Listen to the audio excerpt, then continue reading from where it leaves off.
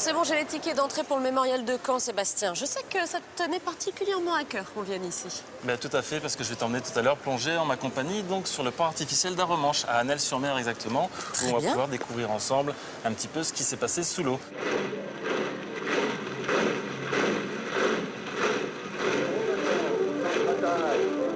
Ici, Londres. Ma grand-mère aime beaucoup nager. À Noël, on mange le dindon. Toi, tu es originaire d'ici, Sébastien?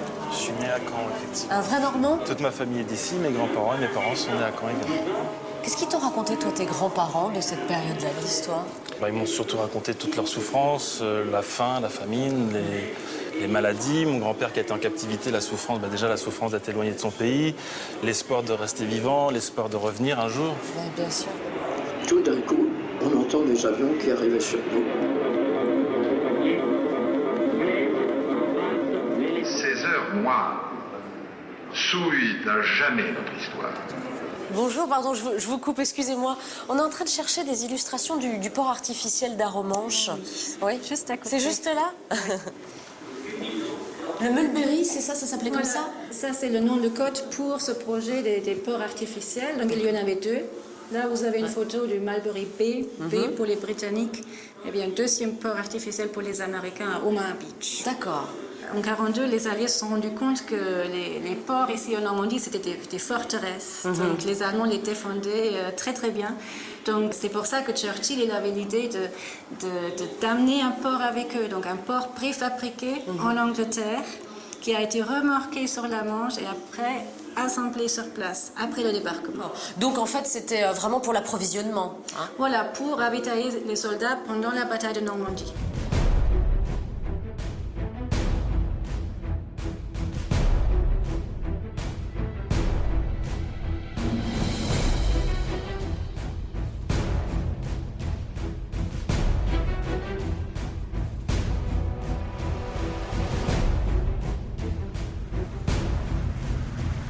Il y a 6 modèles de pontons, hein, c'est proportionnel à la profondeur.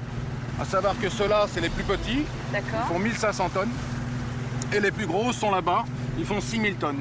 Pour une longueur de 70 mètres, 15 mètres de large et 20 mètres d'auteur. Ils devaient être opérationnels pour le 27 juin. Malheureusement, il y a eu la grosse tempête le 19 juin, qui a duré 3 jours, qui a tout cassé. Et chaque ponton, enfin du moins les plus gros, était équipé d'une tourelle de DCA, avec un canon de 40 mm. Ah oui, quand même. Oui. Alors, il y en a qui s'extasient en plongeant sur des tombants extraordinaires. Toi, c'est en plongeant sur des sites historiques comme ça, de la Seconde Guerre mondiale? On reçoit des gens qui viennent d'Angleterre, qui sont aussi passionnés que moi. Donc ils veulent voir, il y a certaines épaves qui ont des plaques commémoratives. Ils veulent se recueillir sur l'épave des gens qu'ils ont connus du temps passé, quoi. Nous, on va aller sur celle-là, là-bas.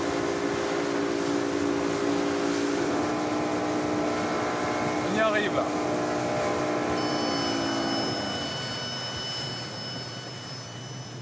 Donc là, Sophie, tu as plongé sur une épave de la Seconde Guerre mondiale. Ici, il y en a un tapis entier, notamment celle-ci. C'est une épave qui a pu avoir, elle a explosé un petit peu. Ouais.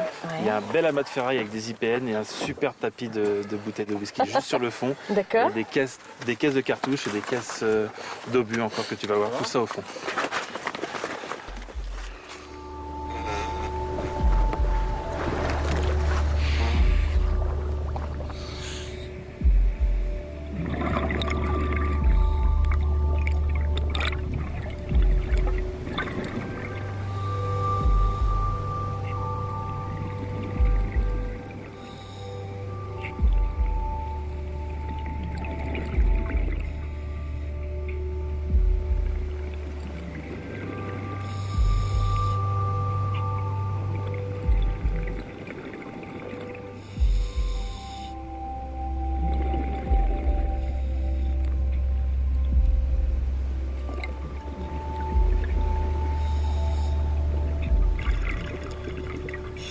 C'était une plongée assez courte, assez dense, mais assez intéressante. Est-ce qu'il y a beaucoup d'épaves de ce type-là tout au long de ces plages? Oui, il y en a pas mal. Là, c'est celles qui sont le plus près. Hein, donc, il y en a pas mal, beaucoup plus loin. Bon, celle-là, par contre, il y a eu des gens qui sont, malheureusement, qui sont décédés dessus. Donc, il y en a quelques milliers. Hein. Quelques milliers, ça se compte en milliers? Ah oui. Ah oui. Ah oui, il y en a partout. Donc, à savoir que les bateaux peuvent passer au-dessus, mais les chaluts, il faut qu'ils fassent attention, quoi, hein, parce qu'ils peuvent accrocher leur chalut.